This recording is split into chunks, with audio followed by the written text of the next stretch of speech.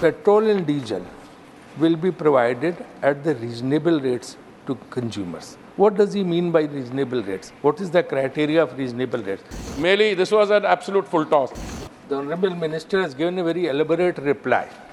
And in the last para of his reply, he has said under the USO's, Universal Service Obligations, the petrol and diesel will be provided at the reasonable rates to consumers. What does he mean by reasonable rates? What is the criteria of reasonable rates? Because in world market, prices have gone down, but we are still giving consumers at the higher rate, both petrol and diesel. This is a very serious problem, sir. So you please define what is the reasonable rates to consumers. You have asked it, you see. Honorable Minister. I am deeply grateful to the honourable member for having asked Honorable this Minister, question. I every time get very suspicious when the minister is grateful to the member. Yes, because when full tosses are thrown at in a cricket tournament. Okay. So So it was a full toss. Merely, this was an absolute full toss. Sir, I would like to remind the honourable member that the petrol and diesel were deregulated when the then government was in office between 2004 and 14. Deregulation means that the prices of the commodity in the market are not set by the government. So we have an interesting situation on our hands, and I'll come to the second part of the honourable member's question of prices here being high and elsewhere being low. It's exactly the opposite. In India today, the prices are the lowest, and this is the only country where prices have actually come down, thanks to the very bold and ambitious and far-sighted decisions taken by the Honourable Prime Minister. When the government of 2004 and 14 was in office, we had a very learned finance minister who decided in order to maintain price is at a level, he floated something called oil bonds, sir. Oil bonds were floated for 1,41,000 crores, and as they say in my language, Punjabi, o karza le nana te pukte pota. Today we are having to pay back 3,50,000 crores for that kind of a far-sighted decision. Mr.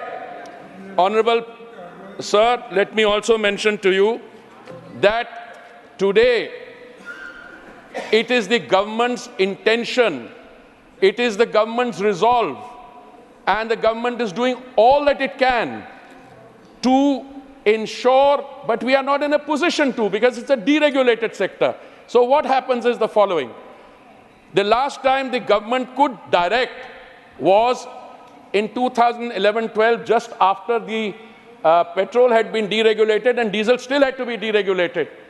Today, the determination of dealers' margin, which is what the thrust of the question is all about. It is not about oil leak somewhere or something else. The question is, can the dealer's margin be increased?